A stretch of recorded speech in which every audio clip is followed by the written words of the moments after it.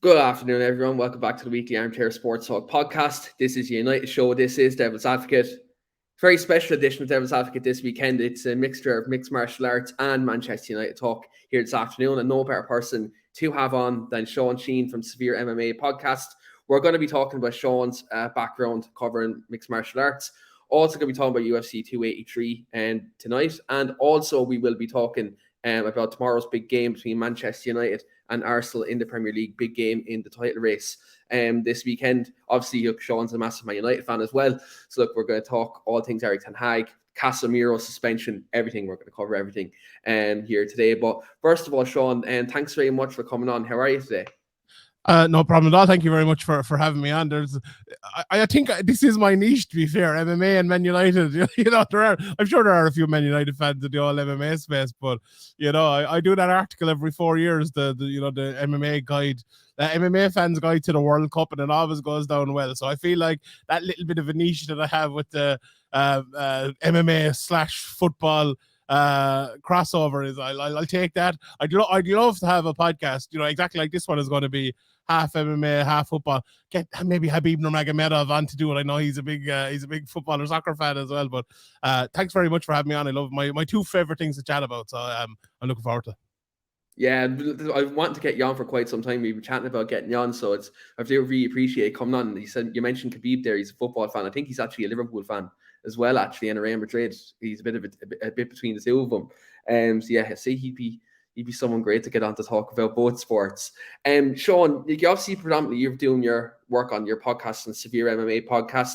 Obviously, you're doing your work on the Sheehan Show and Sherdog as well. How did you get into, I suppose, working in the world of MMA, and how did that all start?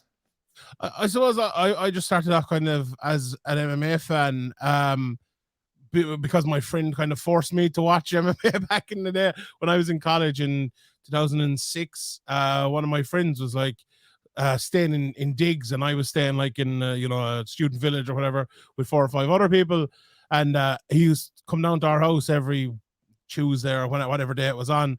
We'd sit down to sports, and he used to force us to watch the Fighter. And I'm pretty sure, I think it was season 3, maybe season 2, the dates line up.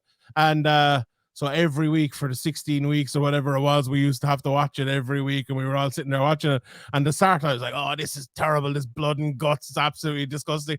And then I was like, well, who's that fella? Who's that? And then I kind of got into it. And I remember that summer I was working in Limerick City, and I was staying in this kind of student accommodation for the summer, and it was all Spanish students there, and none of them had a word of English. So I was just kind of like staying in my room, and like they were all talking to each other.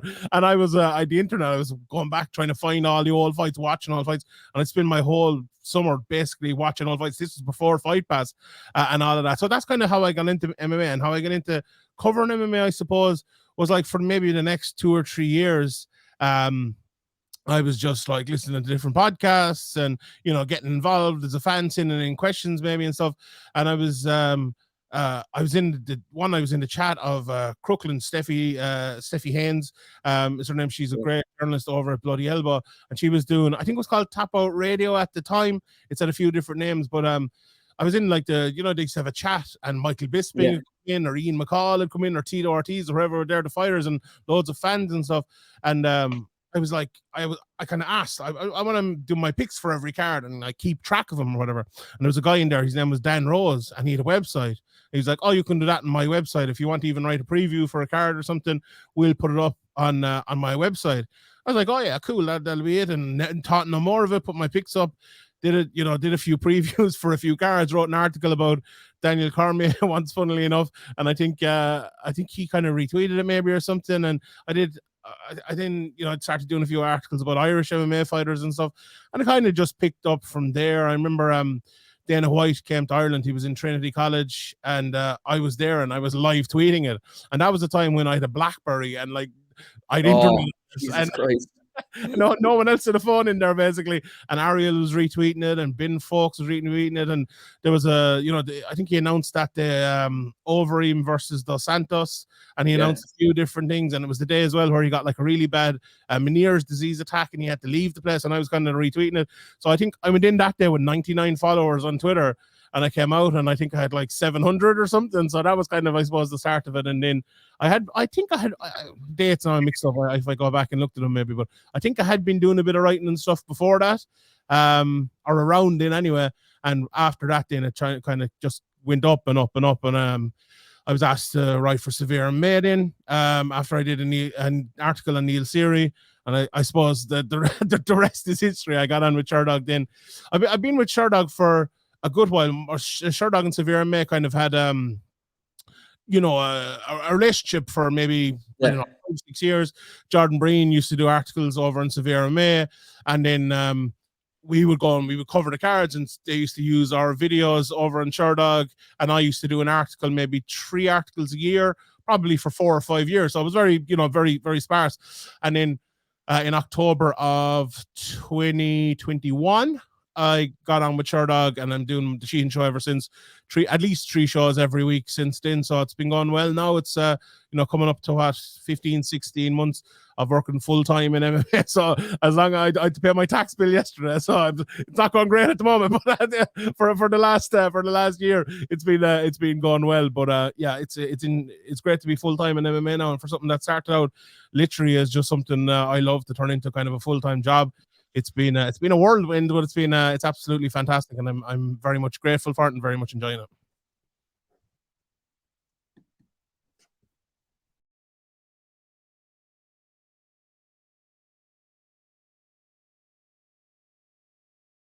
Is it just me? Am I running the show now? Is this what's happening here?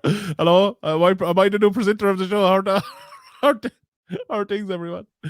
No, Wayne just dropped out there. Don't know what happened there. Sorry, Sean. It's all right. I presented the show there for a minute while you were gone. It was all good. All good. So, like, yeah, look, you're speaking about there the fact you're Sherdog and Severe MMA were obviously cross working together with that, and obviously you're speaking about and just your writing there as well. Can you hear me? Yeah, I think I broke up there for a second. Yeah, I was yeah, I did a bit of writing. I wasn't the best I wasn't the best writer in the world. I didn't enjoy it maybe as much as I enjoy the podcasts and stuff. When I did get into doing podcasts, that was kind of, I suppose, my calling. You know, I love talking shite about sports basically. And what's you know, Andrew McGahan over in Severe May was doing this MMA hangout, and I think he'd only done maybe 4 or 5, but he, you know, maybe do one a month or one every 6 weeks or something like that. And I was like, we need to turn this into like a regular thing, but not in that way. I want to make like a podcast out of it. Maybe you can even keep that going. And he kept doing interviews and stuff, but I was like, well, I'm starting this podcast. You want to do it? And Andrew was like, yeah, let's do it. So we did it for, I think, 92 episodes. And then Andrew went to work for Conor McGregor over in the Mac Life. Yeah. And then Graham has been on with me. So, God, we're coming up on episode, I always have written down here, episode 398. So nearly 400 episodes. So, you know, 300 plus episodes after, and we're doing great. And that's really what I enjoy most, I suppose, talking about MMA and, you know, having chats, and like all the podcasts we have over on Patreon as well are really enjoyable. We've one podcast with Harry Powell. It's called Speaker's Corner, where it's the issues in MMA, and we can sit down. You know, sometimes some people, they have shows and they might talk about this issue for 5 minutes or with one guest or whatever. We sit down, we have 40 minutes, we have an hour, we have 2 hours if we need it. We just talk about this one issue. I really enjoy doing things like that as well, and to kind of, I suppose, to have the freedom to do that in a place like Patreon is absolutely great. And for writing, I think to write, it's a little bit more time consuming. We actually have, funny enough, we have a Speaker's Corner about writing coming out in 2 weeks time, and we kind of discuss all of that. But yeah, it was a thing that was just too much of a dredge. It took too much time. I wasn't really that talented at it, to be honest. I still like doing a bit of writing sometimes, and there's definitely value in writing, but I think there's more value for people who are better at writing than me, to be honest. But yeah, mostly podcasts and talking and videos now. Yeah, and do you know what? Like, even just across like all sports right now, I think podcasts are kind of the biggest things out there. People like to hear other people's opinion. Like you said, like if it's MMA, like I seen you a couple of weeks ago speaking about MMA judging, obviously after the Paddy Pimblett fight against Jared Gordon, and I really did enjoy listening to that. I think like what people do like listening to these days is just getting insight. People like yourself covering it, from like the journalistic standpoint, or people like listening to former fighters, current fighters, and analysts. It's like when you look at the podcasting space for sport in general, just like in that alone, like there's so many different avenues that you can go down. Like I even know myself here, like I might do like a show one-to-one with one of the lads, and we might talk about the United match. Then another week, then we might have a panel. There might be 3 or 4 of us, and we break down, the transfer window or other things like that. And like when you look at sports now in general, there's so many things you can cover. And like you said, I think, especially if you look since the pandemic, I think podcasts and digital platforms is kind of the way to go nowadays. 100%. Like we were even thinking recently, like we kind of adjusted the Severe MMA podcast a little bit recently, because we have Harry Powell and Spencer Kite, who do a podcast every Tuesday morning. It's called The Takeaways. So they look at the fights from the weekend and basically analyze it. Now on the Severe MMA podcast, we still do that, but before, a lot of time, all we did was we have to cover the fights, we have to analyze them. We're going to spend the whole hour doing that. But now we might maybe spend 20 minutes doing that, and then we spend 20 minutes on another topic, 20 minutes on another topic. Now, maybe this weekend it'll be a little bit different because it's such a big card and it's, 2 title fights. So it might be the whole hour on this, but we have the freedom, I suppose, to do that now because there are different people doing different things. And it's great to have all those lads on board and all those different places to do it. But I 100% agree, like, as well, especially for me, even as a United fan, to consume different things. Like I love listening to, Daniel Harris, who the journalist Man United. I think he's really, really good. He's often off the ball here in in Ireland and things, and to consume that and listen to that is great. And I haven't had a bit of a soccer podcast myself for a while, and it was great to kind of get on and talk shit and stuff about Man United. But yeah, I think that's great because, like, I look at myself and I look at the way I consume media for, I love Ireland and I love Man United and things, and I love to give like different looks to people and different voices to people as well, and to help people kind of get their voice out there, as well as helping myself, I suppose, to get it out there.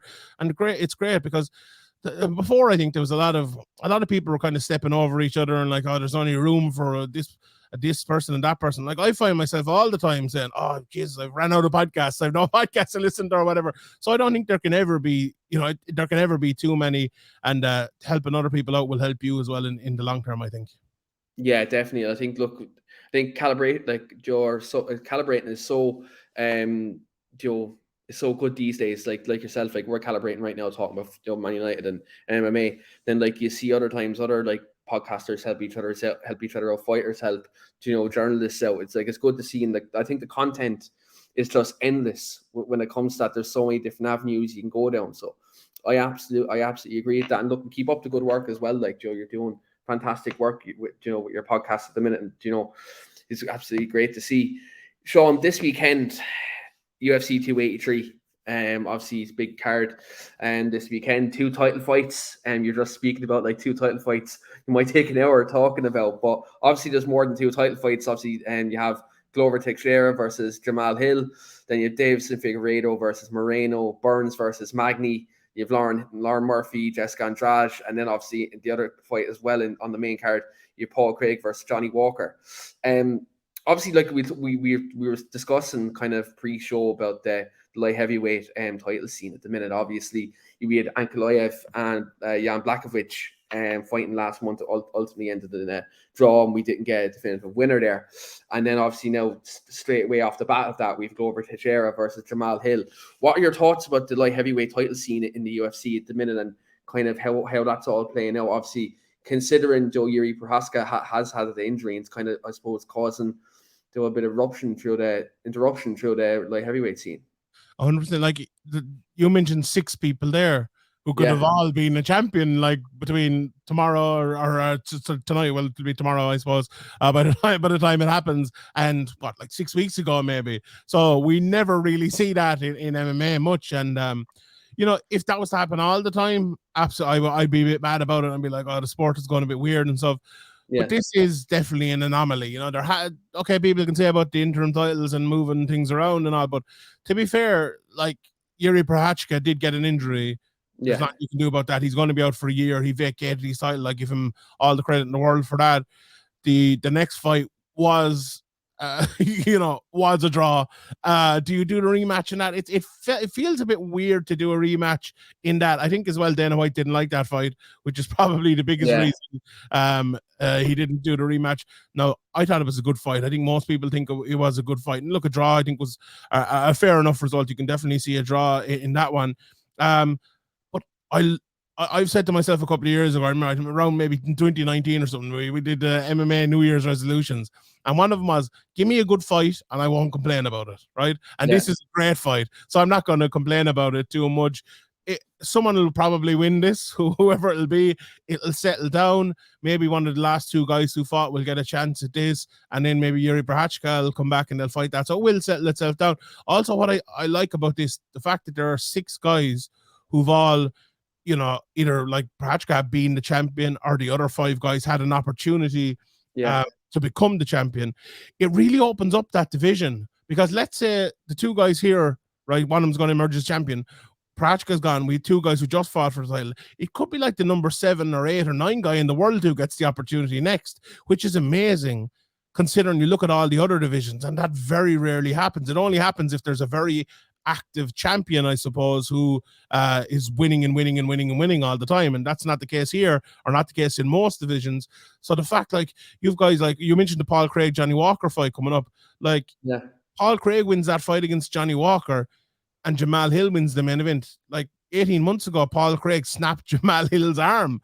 He could absolutely call for that, even though he's not on the best streak in the world. He's ranked number, I don't know, like 10 or 11 or something like that. Yeah. He could absolutely be in that mix straight away. So I really like that. It's a bit of a mess, absolutely, but it's a mess I think you can live with. And it, you know what, to me, it kind of makes it fun. And in the fight itself, it's an absolutely, it's a great fight. I suppose you have Glover Teixeira, who is one of the, the old dog for the hard road, I suppose, has been around for a very, very, very long time. And, in all sports, but in MMA as well, it's like that level of skill meeting that kind of athletic prime. And Glover Teixeira has, a bit higher or a bit later than most people would get it, I suppose. Maybe a little touch of the Casemiro's about him, maybe in that fashion. But he's been looking great over the last while. And then Jamal Hill, like I predicted Jamal Hill would be a champion from maybe his first UFC fight. This guy is an absolute savage of an athlete, still very much putting it together. Like, I honestly think Jamal Hill has another 3 or 4 years to get to his prime. Never mind of his prime. He probably has another 6 or 7 years as a top fighter. He's a little bit older than you think, but only 12 fights into his career, still a baby in the sport. But it's a really, really exciting fight between a guy in Glover Teixeira, who is a very underrated wrestler, but also a very good striker, Jamal Hill, who is, as I said, a massive athlete, but massive power as well. Not the greatest takedown defense in the world when you look at stats, but you look at his last fight, he went in there against Thiago Santos, and he stopped every takedown. Now, Santos not the best wrestler in the world, but still, he still had to stop him, and he did manage to do that, and he put on a great display. And he's also a guy who you look at in past fights, and it's very hard to predict how he's going to fight in this one, because he is so much improving in him. So he could come out here and be throwing shots that you've never seen him throw before, because he only learned them in the last 6 months. So that to me is really, really exciting. The old guy, the old dog, the veteran against the guy who's still learning the game, and it's brilliant. It's mad, because when you look at it, like Glover Teixeira, like has over 41 fights. Then you look at Jamal Hill, only 12. When you look at that, like for example, and obviously it's a classic case of youth versus experience.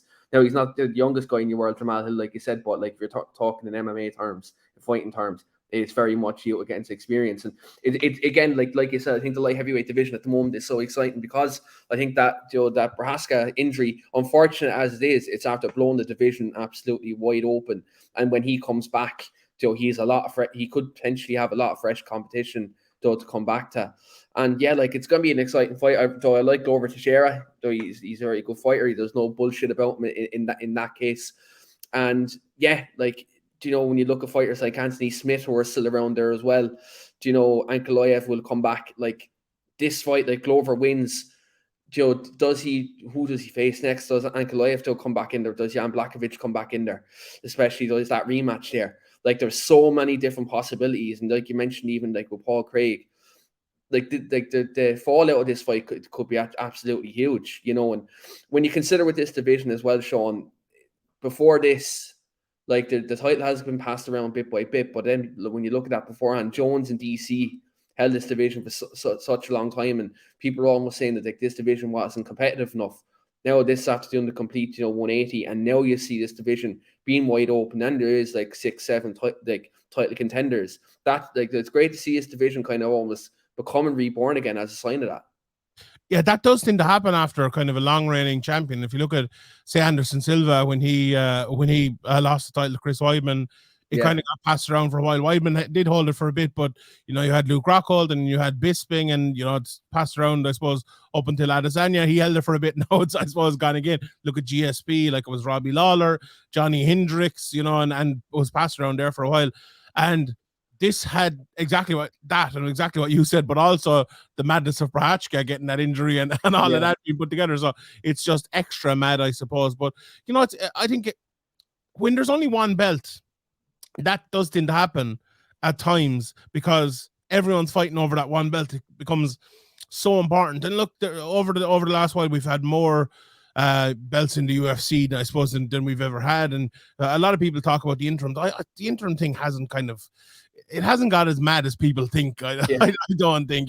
People overestimate that and get mad about that all the time. But new weight divisions and all that have come in. But still and all, if you're a 205-pound fighter in the UFC, there's one belt there for you. There's one belt to go out and win, and everyone is absolutely mad to get it. And when there's a sniff of an opportunity to get it, they're all out for it. And, that leads to some really hungry guys. It leads to some very, very good fights. And we're definitely going to have one on the main event on Saturday night.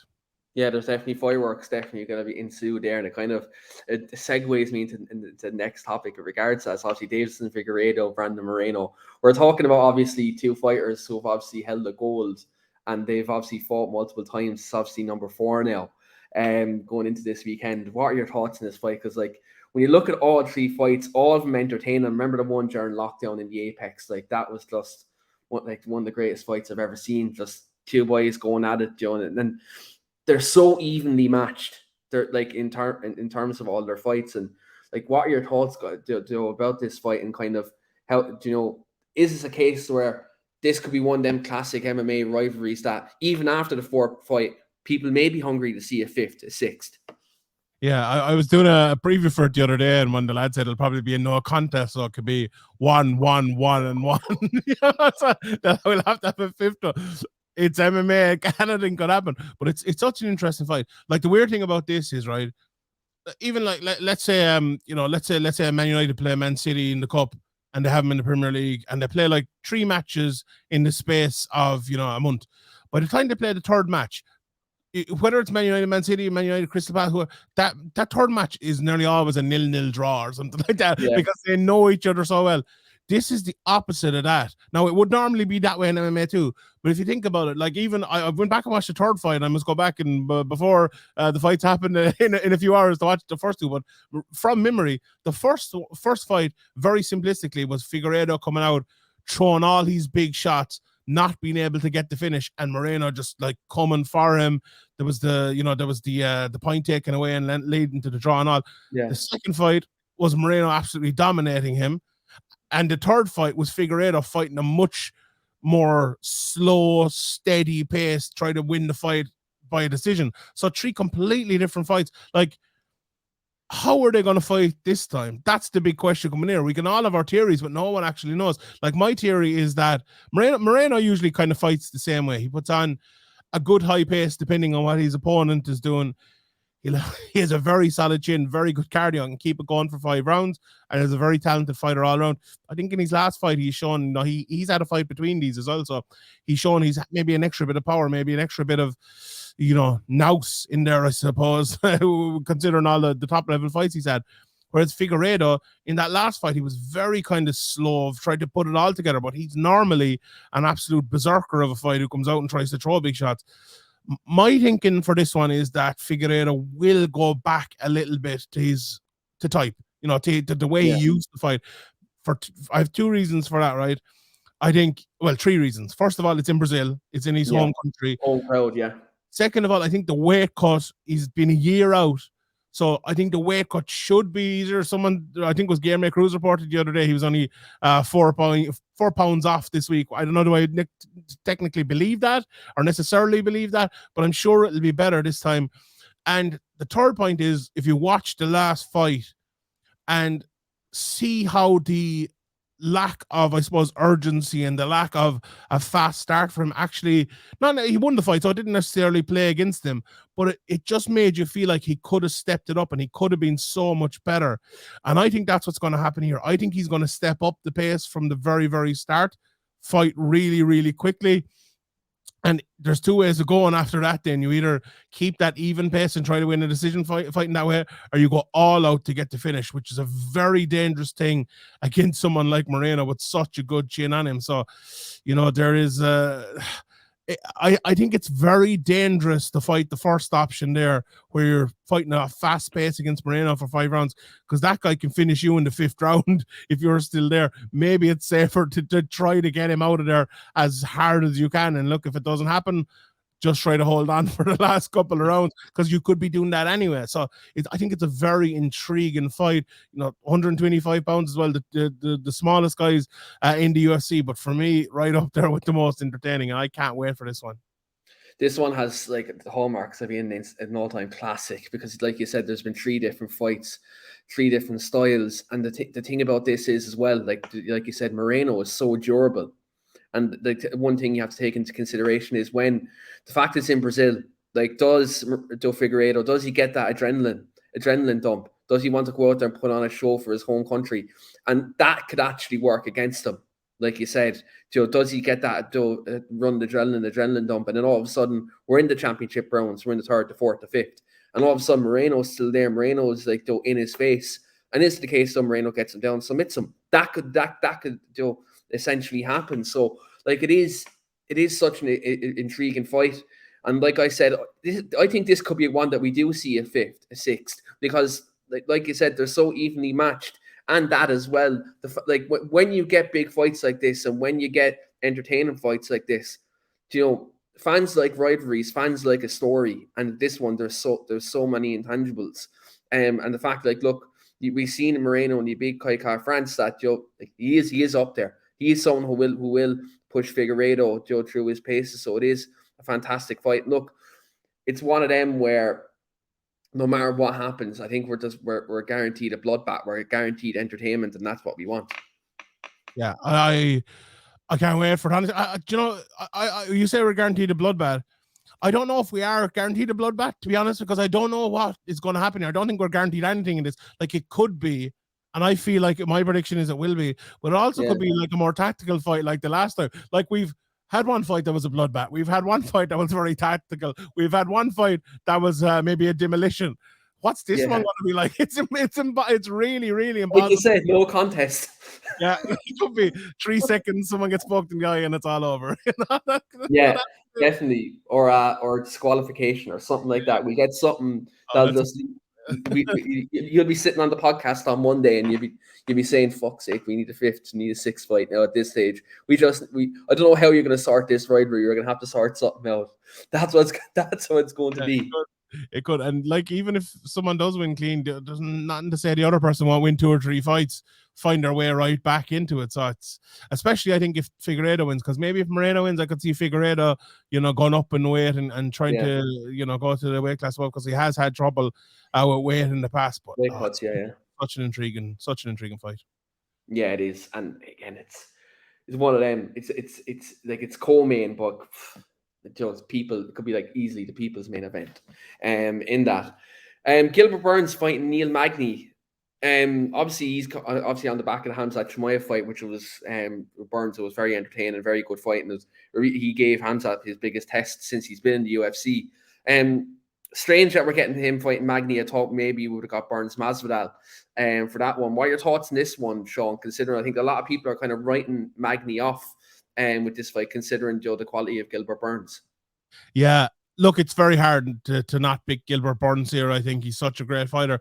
The one issue I think he might have, and that any fighter would have, is that, like, he is quite clearly like one of the top 4 or 5 in the world, but he's lost to Usman, he's lost to Chimaev now, so he's not, he's I suppose he's not in the talks for a title shot at the moment. Plus, Jorge Masvidal, it seems like he's just waiting for a big fight to emerge for him, and Burns is probably it's not a big fight, and it's also a fight he'd almost certainly lose. So sometimes you lack motivation in that position. Now, I think he's very professional. I'm not sure he will. I'm not sure Neil Magny is good enough to actually to expose that if it is an issue, but you never know. You absolutely never know. Neil Magny, look, he's one of these fighters. If he shows up at his best, he can run anyone close. He really can. But he's also a guy who has deficiencies in his game if you compare him to the best in the world. His wrestling is one of my... I know he's been training a little bit with Chimaev, so maybe that has improved. I think Gilbert Burns is so strong, he can take him to the ground, and I think he'd probably end up submitting him. I think he could probably beat him on the feet as well, but I think the easiest way to do it is to submit him. And it's funny enough, you know, you mentioned the Jessica Andrade, Lauren Murphy fight. I think both of these fights are very, very similar. You know, you have the hard-hitting, strong Brazilian against the kind of the long rangy American who's a very good fighter but kind of stuck in that number 6 or 7 position in the world maybe, and probably won't get out of it, and they're probably both going to win the fight in a similar fashion where I think they dominate, and I think both of them will probably get the finish. Yeah, I think Andrade and Burns probably will both get the finish. And I think, like you said, I think Burns is stuck in kind of a tricky position because obviously, like Masvidal, like I think it's looking like he's holding out for he's hoping to get that McGregor fight. He's looking for that big money payday. And I think obviously Joe Colby isn't active at the moment for Burns for that fight to happen either at the moment. Joe Hamzat missed weight against Diaz. Is he going to come back to 170? Is he going to go up to 185? You know what? Me personally, I'd like to see them go at it again over 5 rounds. That would be a great fight. But it's a strange one for him. I think, look, he just needs to take this fight for activity at this point. He can't obviously stay inactive. And like, look, I think if Leon Edwards beats Joe Usman in the rubber match, then I think that could open it up for Gilbert Burns. Then I think if he wins this fight, he probably, obviously Bilal Muhammad is still is in around there as well. Like I think, you know, if Edwards wins, it like the light heavyweight division we talked about a minute ago, it could actually open up that division for more matchups. Whereas if Usman wins, you know, the welterweight division could be at a standstill again. Yeah, or we could have the trilogy if Usman wins as well. So, you know, every one of those contenders has to wait another 6 months or whatever it might be. Yeah, that's very true, 100%. The one key there as well is Masvidal. Like, there was talks of Masvidal fighting Edwards if Usman wasn't fit. So he's another guy who could slide his way in there. Absolutely not deserving of it, but that background with Edwards after basically assaulting him backstage at one of the fights, it's been around for a long time. But like, you look at a guy like Gilbert Burns, and he's a massive opportunity to go out here and make a statement, you know, with the fight. I know it's still a couple of months away, but it's not that far away, and he can really put himself in contention to be the next guy. I think even here, like, he's a perfect opportunity to go out and win it and say, I'm going to be in London. I'm going to be at that fight. I'm going to make weight, and I'm going to be the guy. If anyone falls out, I'm going to be fighting for that title. And like, him versus Leon Edwards would be a tremendous fight as well. I think be a banger. We've obviously seen the Usman one, but that'd be a great fight. And I think someone like, we saw Anthony Smith, you mentioned him actually just before we came on. I saw that he cut weight for the fight, and I don't know if he made it in the end or not, but he was there and he was trying to get himself in. 2 hours didn't need to remake the weight just before we did. That's, I think, more and more people are trying to do that. I don't think that's the best option for everyone, right? So if you're number 3 in the division, if you are the next guy, I don't think it's the option for you. But if you're number 7, number 8, you might get paid a couple of grand or whatever to fly out and to make weight. And it's like, oh yeah, grand, I'll do that. I won't have to fight or anything more than likely.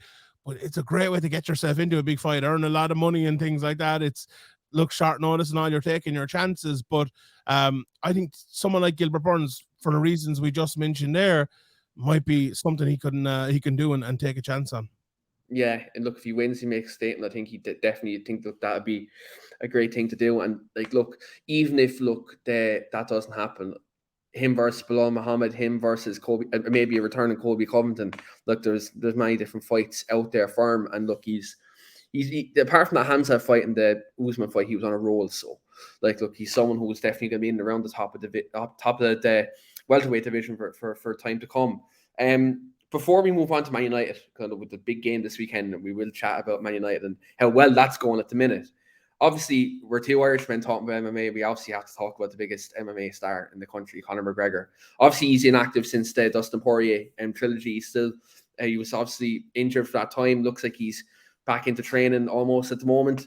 For you, like with covering MMA in Ireland and covering, like, I suppose, the rise of McGregor, him coming back now, what do you want to see? Obviously, a lot of people are talking about like his return fight being Michael Chandler, and like obviously that's a massive friendly fight. But for you, if Conor is to come back, he doesn't need to. Quite frankly, he doesn't need to. He's done everything in the sport to do.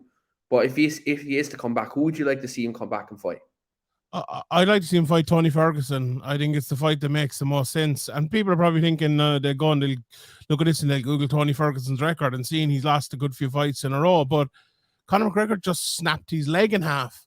He just lost 2 fights in a row.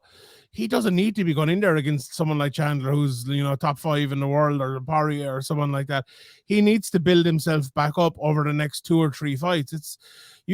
He's also a guy who hasn't fought that much over the last 3 or 4 years, with the whole, the whole Mayweather thing, and then he was out for a while, and he's been for one reason or another, and now he's been out again, obviously with the broken leg. So I think the Chandler fight is a fight, the 3rd fight back, I think, or maybe even the 2nd fight back, but he needs something else on the way back to ease him back into it. Now, Tony Ferguson is by no means still an easy fight or anything like that. We saw he performed well against Nathan Diaz there recently. Like Diaz probably would have been a good option as well, but obviously he's gone from the UFC now. That's probably still a fight that you can put on down the line if possible, if Nathan was to come back to the UFC. But I think if they put McGregor just into a fight with money being the only concern for the fight, I think that's a bad idea, because you can earn a lot of money off of Conor McGregor no matter what fight he's in.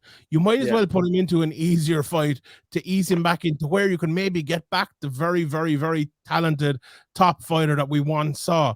If you keep putting him into tough fights all the time and keep getting him losses without giving him a chance to become that great fighter once again, I don't think that's ever going to work. It's going to be very, very hard for that to work. So I think ease him back in, give him a Tony Ferguson fight, get him another 6-month camp under him, and let's go from there. Then let's see from there. Then, but like I spoke to him in February of last year. So was it February? Yeah, I think it was around there. So it's almost a year. Event. Yeah. And he said to me that he wanted to come back. He said I could be back in the summer, and I don't think anyone believed that at the time. But then he was saying, maybe the autumn, maybe seeing how things go. Now I think he probably would have been back towards the end of last year, or maybe have a fight booked towards the end of last year. If he didn't have, he had a film, he was doing Roadhouse, and he was doing one thing and another. Now, like there's a point in where you get to, like, we might as well wait for the summer. We might as well wait for international fight. We might as well wait for the big blockbuster. And I think that's a thing as well you have to look for with these big pay-per-view draws. The NFL season is still on and all of that over in America. They probably want to put him in this correct weekend where there's nothing else on, where everyone will be concentrated on that. So I think that kind of harms him as well, because if he's ready and fit now, he should be back fighting as soon as he possibly can, so he can get back to fitness and back fighting at the top level again. But like I think McGregor himself is part of it as well, but the UFC do not care. Like, they want to make as much money from him as they possibly can. No, they don't even think about the next fight or the fight after or anything, which is a big issue, but that's just the way it is in MMA, especially when you're talking about someone like Conor McGregor. Definitely. And I think look, that lockdown period was definitely a tough one for him, because he wanted to have 3 fights that year. And then essentially, like, look, the UFC didn't want to put him out there without a crowd, that they were losing out on revenue. And look, that hurt him. Obviously, and coming back, that loss, the injury, like, that's after hurting him as well. I think, like, you're right. I think the Tony Ferguson fight would be something like, that getting back in there. Look, Ferguson's no slouch. Ferguson is a very well-rounded fighter. There's also history there between the two of them with the management team as well. And obviously, Joe Ferguson wanted to fight McGregor for the title, back all them years ago. So, like, there is history there. It's a fan-friendly fight, and like, look, again, the Michael Chandler fight. Look, I know Chandler has been calling for it in the last year and a half. Like, I think everyone's saying it'll be the most entertaining round 1 in history. Like, it very well could be. But I think for McGregor, I think it's like, if he wants to come back and wants to put a run together, I think Ferguson probably is the ideal opponent for him. Probably at 170 as well. Because like, he's very big. Like, Joe McGregor's jack nowadays. I think that cut to 155 in his first fight back wouldn't be the most smartest thing in the world to do. I do think right now 170 is probably the optimal way for him, looking at kind of how built he is right now. So yeah, I think Ferguson at 70. Maybe can he entice Diaz back for the trilogy? Diaz is a free agent at the minute. Looks like that Jake Paul fight isn't going to happen now because it looks like the Tommy Fury Jake Paul fight is signed for next month. So, and that Jake Paul is going down a different route altogether. I'm hoping Nate Diaz fights MMA. I hate to see him go back to boxing, go to boxing. Sorry, but yeah, look, I think with the two of them, it'd be a shame if them two, like McGregor and Diaz, got to a point where they're in their late 30s, maybe getting to the 40s, and they haven't had that trilogy yet. When they're both near enough to their prime or just outside of their prime, I think we need to see that. And for me, it has to be under the UFC banner. It has to be, because the two fights happen there. It has to happen at 70 again. For two fights that were like so big pay-per-view wise and were so big, globally, and helped build the UFC. That fight has to happen again, and I think it has to happen within the next couple of years. Yeah, I think it has to happen. I think it will happen. I'm not sure about the 170 part. I think McGregor especially, I think 155 definitely suits him better. Maybe, as you said, not at the moment. Come back at 170, ease himself back in. Like Nathan, I think is a massive advantage at 170 in that fight. But yeah, it is a fight that has to happen. But it's funny, like you think of MMA, it's very hard to ease yourself back in. I was even reading about Jadon Sancho today, and there's talks of him coming back. And like, he might get a reserve match, for 60 minutes, and then he might get a reserve match for 90 minutes, and then he might come on for 50 minutes, then he might play 30 minutes, he might play 60 minutes, and then a full game. You can ease people in, or someone comes back from an injury or whatever to ease him back in. Look at even Leach coming back here, and he's played a few minutes, and now he played the full match the last day. You can't do that in MMA, really. You can't ease yourself back in. It's very, very tough. I think they should probably be helped to do that more often. We see it in other places. We see it in boxing all the time. Like Tyson Fury, for example, Sean, when he came back from his couple of year layoff, he had like a couple of fights, and then it was Deontay Wilder. Like, do you know what I mean? But like, those couple of fights would help you so much. That's in MMA, just to throw him right back into a top fight against a fighter like Michael Chandler would be, I think it'd be foolhardy. But it's all about money, and that's all they care about. And I hope McGregor has enough power to veto that, but McGregor is also a madman, and he'll go in and he'll fight he'd fight him the day after he broke the leg. You can be assured of that. So I just hope there is a bit of care taken in that, and they do it. They think about the long run rather than just one fight. Yeah, like Dana White once said that boxing's a joke out of business sale. Well, look, if you want to maintain your business, if you want to use that phrase, Dana, like, I think that's something, practice what you preach in that case. We will move on to Manchester United. Dana White's certainly not a guy who practices what he preaches anyway. So. Yeah. Absolutely. We're going to move on to Man United, Sean. I think last season, for many of us, especially during the Ralph Rangnick era, very tough time to be a United fan. There was so many losses, so many leaks in the dressing room, and just a horrible season altogether. We nearly ended up in the Europa Conference League. Thank you, Brighton and Hove Albion, for that. Thank fuck we didn't end up in that. But obviously this season, we are under new management under Erik ten Hag, and there seems to be a lot of kind of positive feeling around the Manchester United fan base. We're doing quite well at the minute. We're playing better football, and there seems to be a light at the end of the tunnel, obviously, with the ownership as well. Looks like the club is up for sale. Looks like in the first quarter of the year, potentially, the football club's going to be sold. Before we kind of move on to talk about the Glazers and stuff like that, just want your thoughts, Sean, on the job that Erik ten Hag is doing this season at Manchester United, and what's impressed you about our manager and kind of what he's doing at the club so far? I think the two things that have impressed me most probably is there's a plan. We actually have like a way of playing and a system of play, and it seems like every time he puts a player in a certain place or selects the team in a certain way, it has a plan to actually do something. Before, it felt like, right, I have these players, I'll throw them out in the field, whether it was Ole for, I wouldn't even say a large extent, but for a good extent. And Rangnick, then obviously he didn't know what he was doing at all. It seemed like in the second half of the year. But also, I think the discipline he has brought to the club, like even you saw Rashford when he was when he slept in, he was like, right, Grant, you're not starting. You can be put on the bench or whatever. But like, it just felt like guys like Jesse Lingard and Paul Pogba and others were just bringing this club into like a rotten place where it was you whenever you hear old Man United players talking, whether it's Roy Keane or Rio Ferdinand or anything, they always talk about like if it's Roy Keane, he saw, well, I went in there and I saw Brian McClare or whoever it might have been, or Brian Robson before him, and said, this guy set the standards. I need to lead, get to those standards. And by the time he comes to 26, 27, 28, 30, there's guys like Rio Ferdinand maybe coming in who see the standards that he has set and then taking them up. It felt like, and that's the thing, that should go on forever and should always be there. But it felt like that had kind of gone. And maybe it's because of the last era of Alex Ferguson wasn't as good maybe as the previous eras. You look at like Chris Smalling and Phil Jones were the two centre backs around in who we thought would maybe go on and be the, Chris Smalling's obviously, I think an underrated player, to be honest. And he does very well at Roma at the minute, yeah. Exactly, and he ended up leaving, and then Phil Jones is on gardening leave or wherever he is. But like all the other players, like Michael Carrick, like didn't pass it on to the next person. We had to buy someone to be the next person there. And it feels like there's very little link between the Man United of Alex Ferguson and now, because maybe there's so many different managers and all, but there's very little link between the standards set in the dressing room once and now. So Ten Hag has had to come in, get the players he has, and set that standard in the dressing room. And it's very hard, obviously, to tell that from the outside, but it feels like that is there. And when you hear people like Bruno Fernandes talking about it, it feels that way. And even when you hear Ronaldo in the interview he gave, and he's given out about things like that, that to me is a very, very good sign. Now, we can talk about Ten Hag and maybe the long term and all, but in the short term so far, I'm very, very impressed with those two things. It's sometimes we can get ahead of ourselves and we can we can maybe lose it and think it's fixed and all, and I love doing that as much as anyone.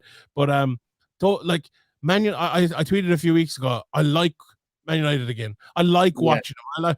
Before I'd kind of hate watching them, like, oh no, the next 4 days until the next match is going to absolutely be destroyed. But do you know the worst thing though? During the Ranić era, that stopped happening. Like Man United lose, and I'm like, well, okay, we lost another game, and it was the first time ever in years I didn't really care. I was like, well, you're just bothered. Like, do you know what hit me, Sean? Right, and it hit me the other night when we drew against Palace. I was so angry.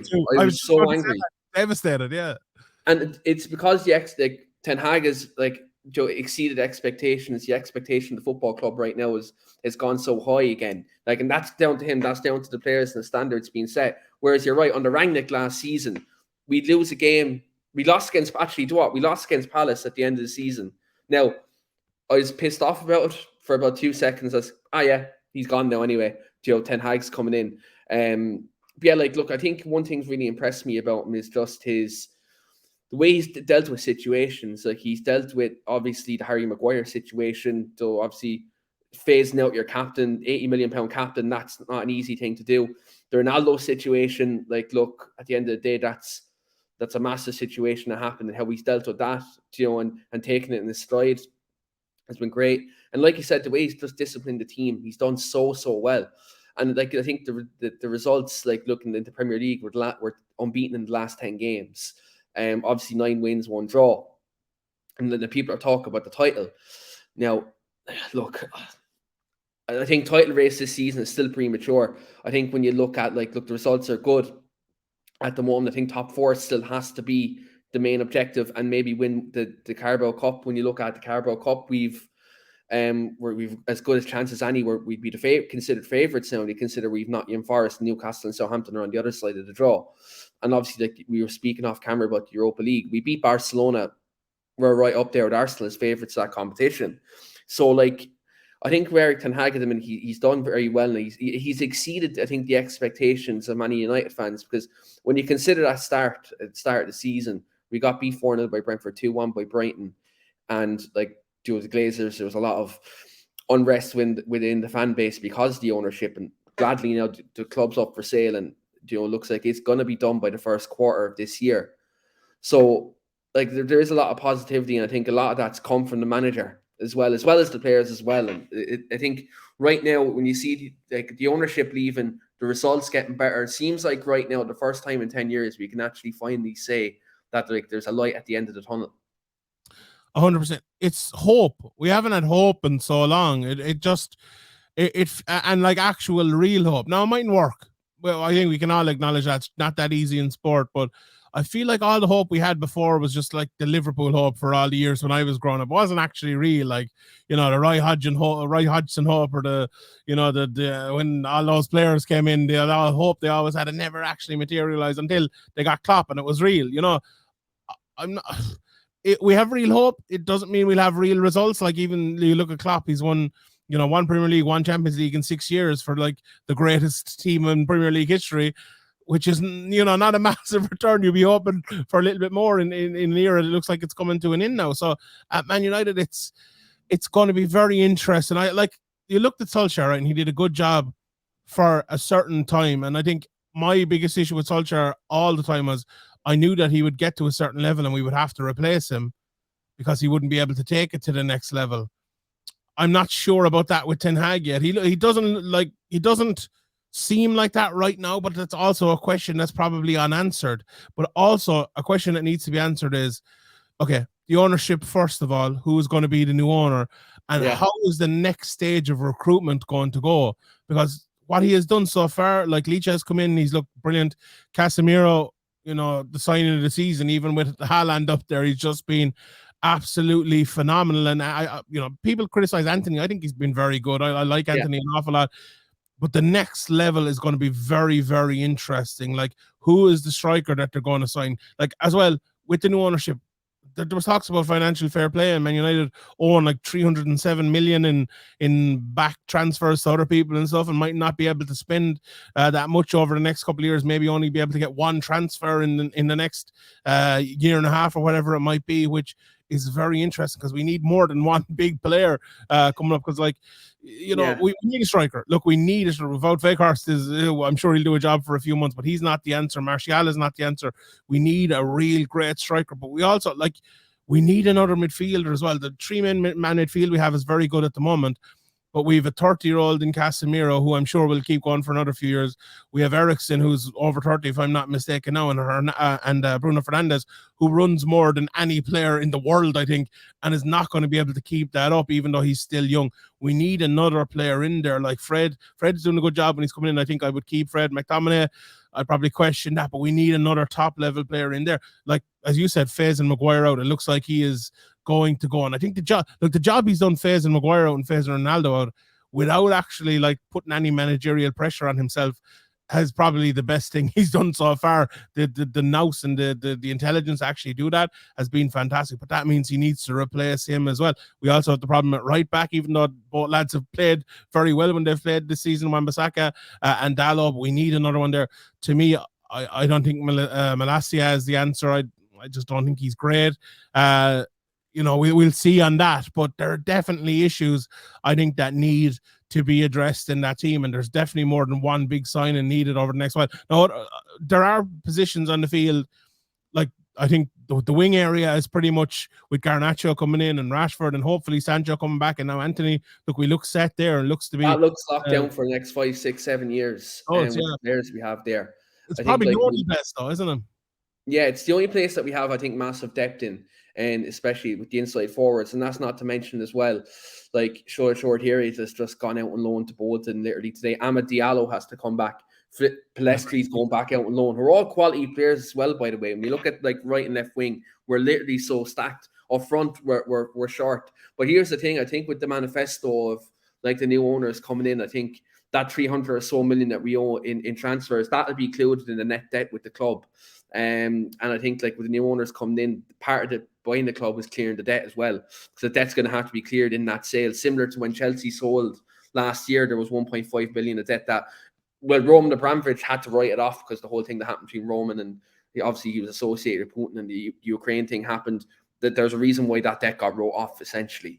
But when you look at the way Man United will be bought, that'll be included, because I think obviously the stadium redevelopment is going to be there, training ground redevelopment is going to be there. So, look, I do think there's a lot of stuff that the new owners are going to have to do. But here's the thing: I think once there's a debt-free Manchester United, a new owner that can doesn't have to put too much money in when you consider the club's revenue. When you consider the amount of fans, like I was literally reading a tweet just before we came on, and like Liverpool by it's about 20 or 30 million have exceeded the revenue of Manchester United. This is a Manchester United where hundreds of thousands of fans boycott the club's mega stores because they don't buy merchandise because of the owners. There's fans who boycott going to games because the owners are there. There's fans who boycott the club just in general because the owners are there. Now, when the owners leave and we have no debt, this club will be allowed to be run self-sufficiently. Obviously the owners' financing will need to go into like other areas such as the Carrington being redeveloped, stadium obviously being fixed because it's the stadium, like I go over quite often, there's leaks everywhere. Though the stadium isn't a modern stadium compared to when you look at the places like the Etihad, the Emirates, the Tottenham Stadium. It's very well behind. It needs to be modernized. And then obviously, like, look, there's so many different areas of the club that need to be sorted out. So I think like when new owner comes in, I think people need to be very conscious because it's not going to be just like, oh yeah, the Glazers are fucked off now. Man United are going to win titles again. It's not going to be that easy. There's going to be like, look, there's going to be baby steps need to be taken. But thing about it is, like, we've seen the difference that Casemiro's made in terms of coming into the team. Like, we've been screaming out for a world-class defensive midfielder for about 10 years. He's come in and made that difference. Like, if you're talking about maybe short-term success while the owners are rebuilding, maybe you get that world-class striker in. Maybe, like, people are talking about Victor Osimhen coming in. I think he'd be a great project signing. But I think all roads are leading to Harry Kane at the minute, because I think we look at Spurs, they're probably not going to get into the top four. If United are looking to a short-term signing, he's like, 2 years left in his deal, year and a half, or whatever it is left in his deal at the time come the summer. Can they get for maybe 70, 80 million? I think there's a lot of talk about that at the minute. Like, I think that's when you're looking at the club at this moment in time, and you're looking maybe, to get the club to be a stable top four team before we can be a title winning team. I think that's where maybe Eric Ten Hag may be looking at that striker to bring in. Is it a Kane? Is it maybe Osimhen? There's Vlahovic from Juventus as well. There is talks about him as well. Like, I think there's going to be a striker merry-go-round, not just United, just other clubs as well in the summer. The midfield, you mentioned obviously Eriksen. Like, again, he's 30 years old playing with a pacemaker, and the quality he's played with has been unbelievable on free as well. He's been an absolutely brilliant signing. So look, I think there's a lot to be done at the football club, like in the next kind of 12 to 18 months. We're going to see a lot of change.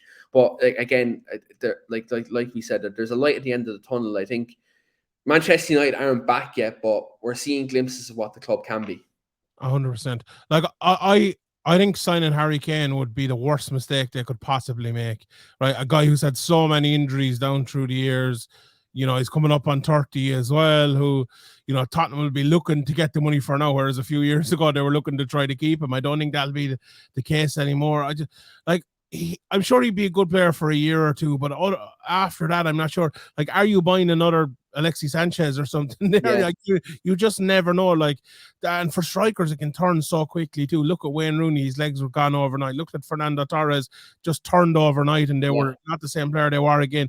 If you're buying a striker and you're paying that sort of money, I think you have to go younger, whether it is Osimhen or whoever it might be.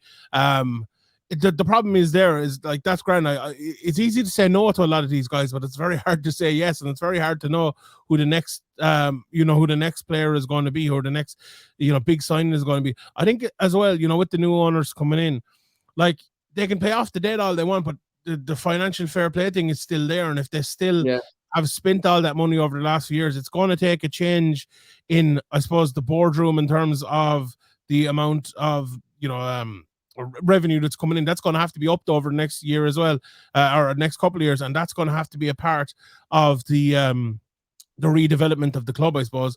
I don't know, naming rights or whatever. I don't know, they're going to fix Old Trafford or move for Old Trafford. I was reading a thing about it the other day, that there was 5 different options for that. I don't know what the fans go for that, but I also think as well, I saw Gary Neville talking about this recently, that they have to do things, I think, to make the fans a part of it and bring them in and make the club more of a homely club. And I think, look, if it's Sir Jim Radcliffe, that's probably a great start, considering, like, he's a Man United fan and English, and you would think he would do it the right way. One idea I think it'd be a great one to have the green and yellow jersey next year. Have the second jersey be that with the new owners. I think that'd just be a sign that okay, we understand what the fans New want. beginning, yeah. And it also, those hundreds of thousands of fans that you talked about who aren't buying jerseys, do you know what? They'd buy that jersey. I bet. I guarantee you they'd buy that one. So I think that'd be an idea. And just like that's only a small thing, really, and it probably won't happen. But things like that, I really think need to become part of it. And you know, the Man United fans, I think over the last few years have become more patient, I think. And like we never went like the Arsenal fans with, you know, Arsenal fan TV when it was all going, man, did a bit of it with Andy Tate and things like that. But I don't think it ever got too mad with the Man United fans, which is, I think, is a good sign and an understanding sign as well for a club that needs to be rebuilt. And we can see a bit of hope with the new manager if there's a new owner, especially I think if it's Sir Jim Ratcliffe. I think people will see hope in that as well. And even if it does take a couple of years, and if we can only sign one or two big players, I think people will understand that as well. And you know, as I said, that whole you mentioned it, and I was the exact same way. Like losing, we didn't lose; it was a draw. But that Crystal Palace game, like where that hope was taken away for a second, it was like, this is what it used to be like. This is what games used to be like. Games used to matter, and you almost quickly forget that at times. We've had it, you know, we've had it in the Champions League and we've had it in the Europa League and stuff over the years, and that's never really gone away. I suppose, you know, remember that PSG game where Lukaku came and scored, or you know, getting to the Europa League final and things like that. We've had that, but in the Premier League, we've always had, you know, big games going for top four, or big, you know, there's a few games where like maybe we lose that and we get out of the Europa League altogether and we'll stay away from that. And those games are the ones we kind of remember. But to be like a game that we gave away points in and thinking that could have brought us to the next level, if we beat Arsenal at the weekend, it can take us to within whatever it would be 3 points, or they have a game in hand and all of that. And then you're thinking like, what if the start didn't go the way it did? We'd be right up there and above Arsenal. So it's yeah, to even be thinking that way, I suppose, is odd for a Man United fan, but it's a good sign as well. It's a very good sign. Yeah, it's a good sign of progress. And again, like you said, the fact there's been previous losses under previous managers where we felt like, you know, you probably expected it. You knew it was coming. Where I think like that was only a draw the other night, and like, you know, it was disappointing. The Casemiro yellow card felt like a defeat in itself when he got booked. I watched the replay. Fernandez giving away the ball, then Wan-Bissaka taking a misplaced touch, and then it led from that. Casemiro had, like, look, when you look back, like, Casemiro had to make that tackle. He doesn't make that tackle. Zaha's 1-on-1 with De Gea. 9 times out of 10, he's probably going to put it past him. You know, so it's one of them. We move, but before we wrap up, Sean, just want to ask you just about the game tomorrow against Arsenal in the Premier League. Obviously, huge game. Arsenal have been flying this season.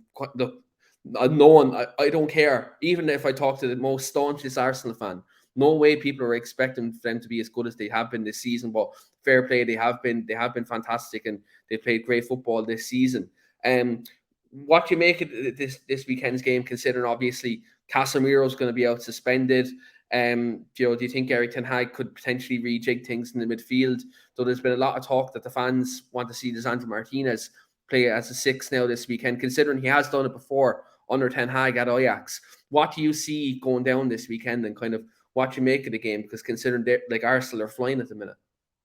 I think I would rather see Lisandro Martinez play in the the defensive midfielder position than Scott McTominay, to be honest. And like the way Luke Shaw has played, I think is a big plus. You can slot him in there.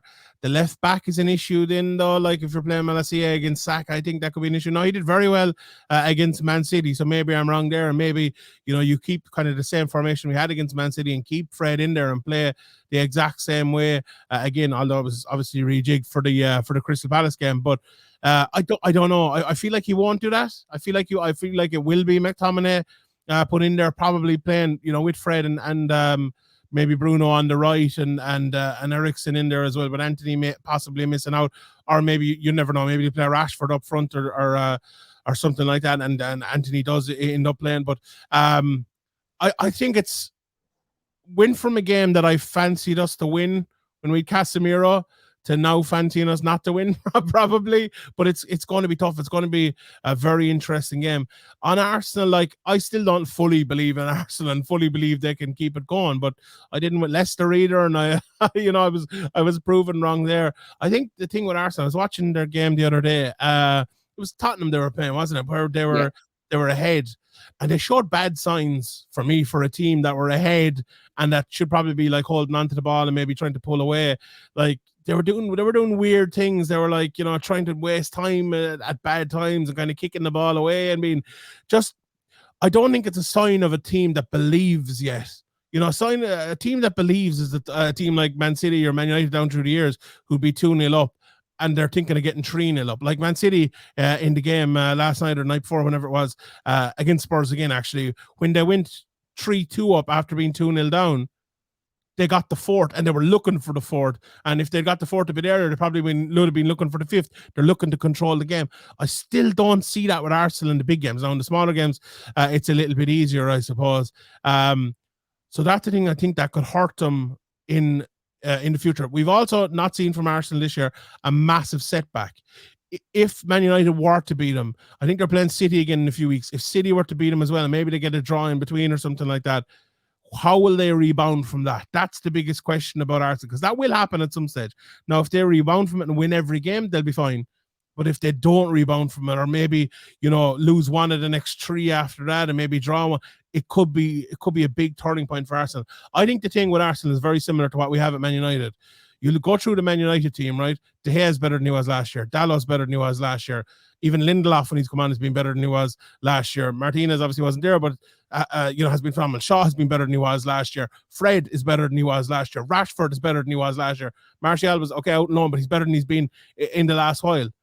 Every single player, even in a few subs as well. Look at Garnacho coming on, and the guys have signed have all been better. You look at Arsenal as well, and you go through their team, and even like the big. I obviously don't watch Arsenal as closely as I watch Man United, but like the two centre backs they have are phenomenal. White playing right back is very, very good. Saka has been obviously a revelation again, and Martinelli, when he plays, is very good. Obviously, living Ketia now, who's scoring a bit, but working very hard as well.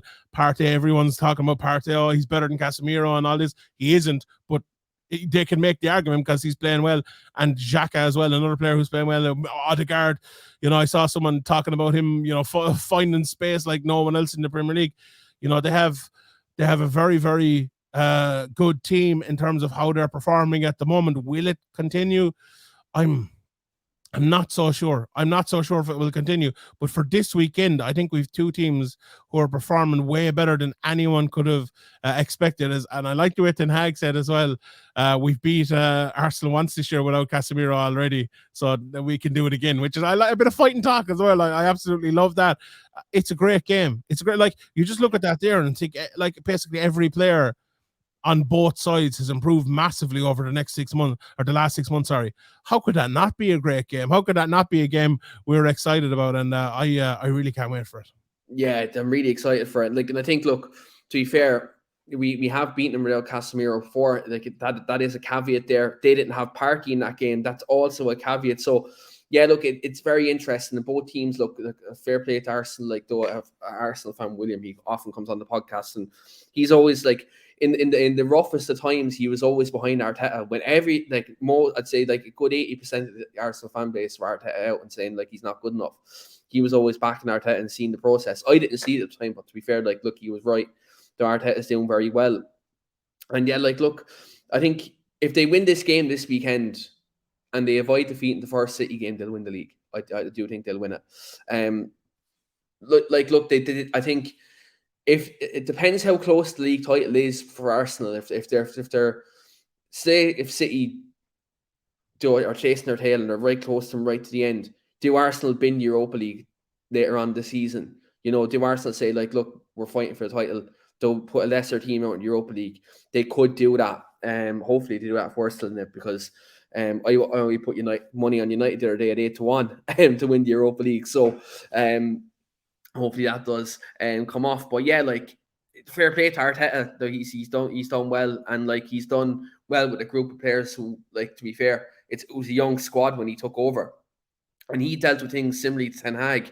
He got rid of Ozil, he got rid of Aubameyang, he got rid of players like that who were big names, big contracts, big personalities, and he got rid of them. And he's been proven right in the end. And when many people, including myself, especially the Ozil one, I thought was madness, considering the midfield that they have. But look, it's going to be a good game. I think, Joe, we do have a chance to win. Like any game of football, it's like a fight. Joe, everyone has a puncher's chance. I think that's what Man United have. This weekend away at the Emirates, our record there has been great in recent years, but I do think we can go out and get the win by any means necessary. But Sean, on that, and we are going to wrap up for this afternoon. Thanks very much for coming on this afternoon. It's been a great chat. Really enjoyed your company.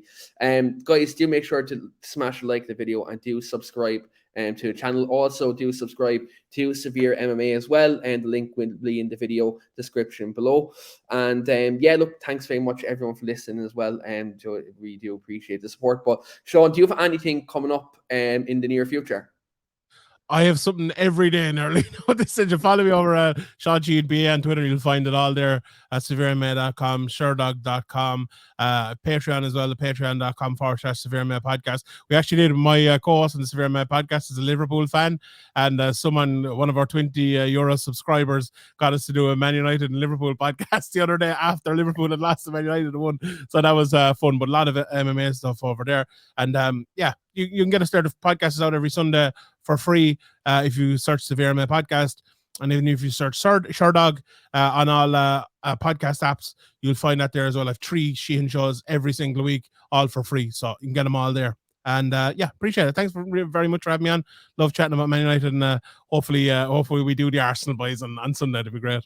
Yeah, hopefully we get to win. It'd be absolutely great. But like, look, I think for us at the moment, we just have to really appreciate how it's going. And look, if we do win against Arsenal, it'd be great to catch up in the near future and talk about maybe even the title charge. You never know. But look, thanks very much everyone for listening, and we'll see you later.